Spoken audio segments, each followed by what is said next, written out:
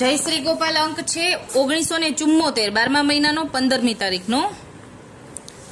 એમાં પ્રભાતીનો ભાવાર્થ આપેલો છે.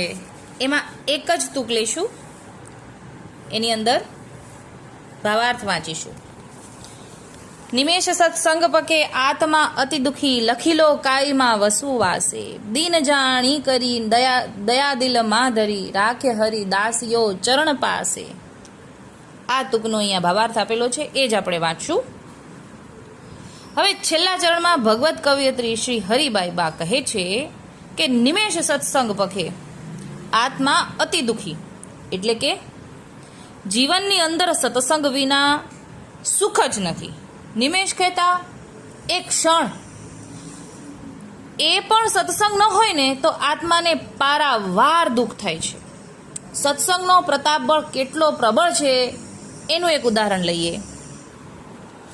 એક સમય મહાન તપસ્વી વિશ્વામિત્ર અને મહામુનિ વશિષ્ઠજીનું મિલન થયું. બંનેને ઘણા જ ટાઈમે મળ્યાનો ઘણો જ આનંદ થયો. ઘણા પ્રકારની ધર્મ સંબંધી ચર્ચા થતા પ્રસંગોચિત વિશ્વામિત્રે વશિષ્ઠજીને કહ્યું કે હે મુનિ, મહામુનિ, જગતની અંદર તપથી કોઈ વિશેષ વસ્તુ છે જ નહીં.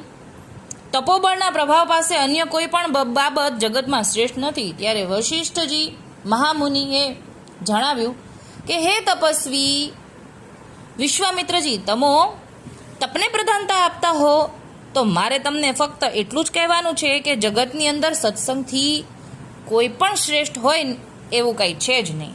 એટલે સત્સંગથી કોઈ શ્રેષ્ઠ છે નહીં, અર્થાત હશે પણ નહીં. મહામુનિ વશિષ્ઠજી સત્સંગના પ્રભાવને જાણવાવાળા હતા. વિશ્વામિત્રને પોતાના તપોબળનું બહુ જ અભિમાન હતું. પોતે 60,000 વર્ષ તપશ્ચર્યા કરેલ, જેથી પોતે કરેલ તપમાં મહાન બની ગયેલા હતા. મહામુનિ વશિષ્ઠજી આગળથી સત્સંગની વાત સાંભળતા વિશ્વામિત્રજીને તપ કરતા સત્સંગ શ્રેષ્ઠ છે તે સૂચન તેમના હૃદયને આઘાતમય લાગ્યું. એટલે મેં 60,000 વર્ષ તપ ગાળ્યું, હવે એના કરતાં તે સત્સંગ મોટો, એમ આઘાત લાગી ગયો. વિશ્વામિત્રજી સત્સંગનું પરિપણું સ્વીકારવા તૈયાર જ ન થયા, પણ તપોબળથી સત્સંગ શ્રેષ્ઠ હોય એવું માનવા પણ તૈયાર ન થયા. મહામુનિ વશિષ્ઠ તો પહેલેથી જ જાણતા હતા કે તપસ્વી વિશ્વામિત્રજીને તપનું મહા અભિમાન છે અને પોતે કરેલ વાતમાંથી ચલિત ન થાય એ વિશ્વામિત્રજીના સ્વભાવથી મહામુનિ વશિષ્ઠજી પરિચિત હતા.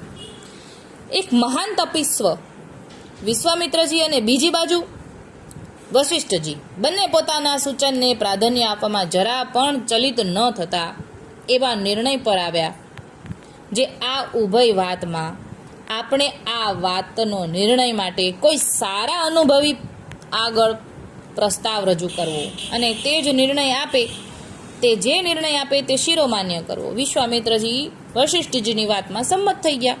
હવે નિર્ણય કરવાનું કોની પાસે, કરાવવો કોની પાસે, એ બાબત વિચારવા લાગ્યા.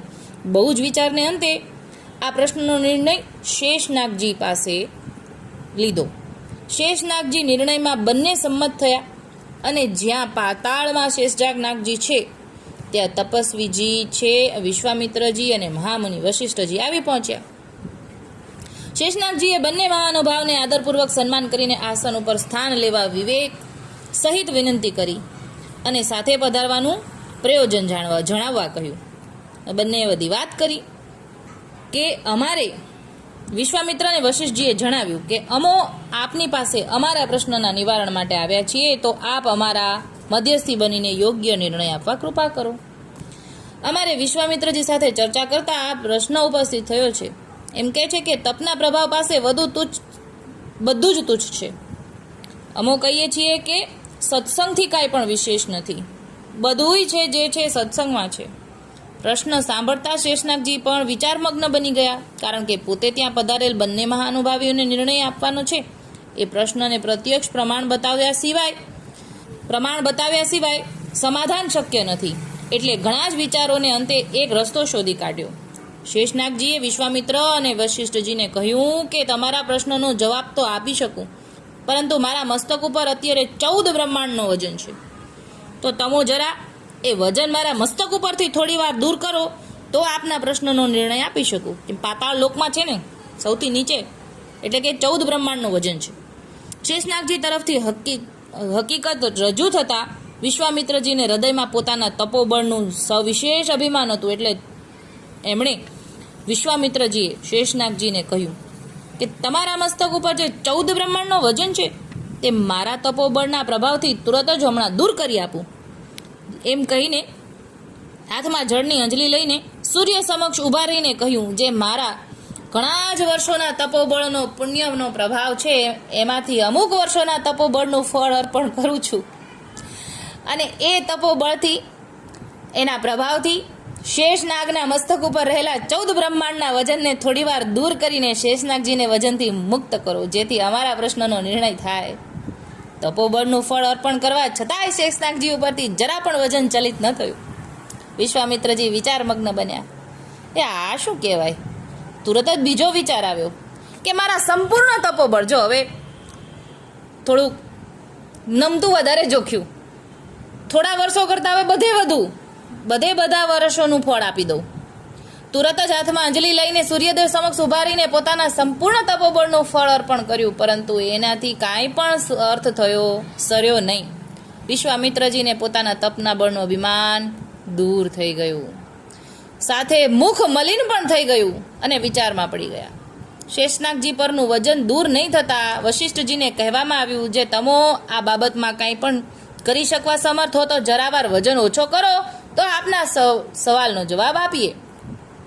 શેષજી તરફથી વશિષ્ઠજીને કહેવામાં આવતા મહામુનિ વશિષ્ઠજીને સત્સંગના ફળમાં પૂર્ણ શ્રદ્ધા હોવાથી શાંત ચિત્તના સ્થિર થયેલા હતા. તે શેષજીની આજ્ઞા થતાં તુરત જ પોતે જમણા હાથમાં જલની અંજલિ લઈને સૂર્યનારાયણ સન્મુખ ઊભા રહીને વિનંતી કરી, જે જગતની અંદર સત્સંગનું ફળ સર્વોપરી જો હોય તો સત્સંગનું ફળ આપને અર્પણ કરું છું, જેથી શેષનાગજીના મસ્તક પર રહેલ વજન દૂર થાય, સાથે અમારા બંનેના પ્રશ્નનો સુખદ ઉકેલ આવે.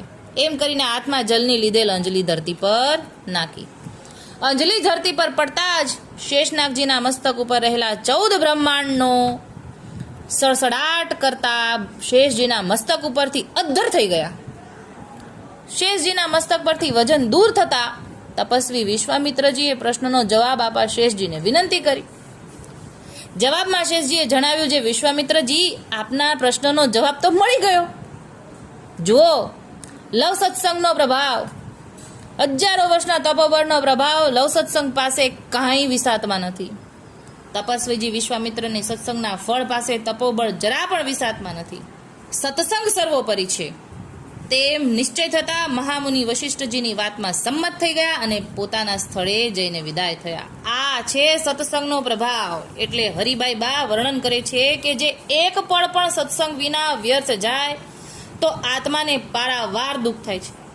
લુખી લો કાયમાં વસવું વાસે, અમો તો રસહીન લૌકિક સંસારમાં વાસ કરી રહેલા છીએ એટલે રહેવાનું છે, પણ જગતમાં રહીને ભગવત ભક્તના સત્સંગનું મહાસુખ મળે તો લૌકિક કાંઈ પણ બાધા કરી શકતું નથી.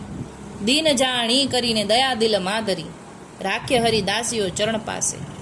શ્રી ભક્ત કવિયત્રી હરિબાઈ બા અંતિમ ટૂંકમાં જણાવે છે કે પ્રભુ આપે તો અમારા ઉપર દીન જાણી મહાન કૃપા વિચારી છે. સારા ભગવત ભક્તોનો સંગ આપ્યો, જેથી આપશ્રીના ચરણ કમળને પ્રાપ્ત કરવા મહાન ભાગ્યશાળી અમે બન્યા છીએ. અહીંયા પ્રભાતી સંપૂર્ણ થાય છે, ભાવાર્થ સંપૂર્ણ થાય છે. સત્સંગનો આ પ્રભાવ છે મારા વાલા કે આખું 14 લોકનો ભાર હળવો થઈ ગયો, ખસી ગયું. 14 બ્રહ્માંડ, 14 લોક, 14 લોક ખસી ગયું, એ આપણને બતાવી દો. આ છે સત્સંગનો પ્રભાવ. અત્યારે આટલું જ બોલીને મારી નાની વાતને વિરામ આપું છું. બોલો શ્રી ગોપાલ લાલ કી જય.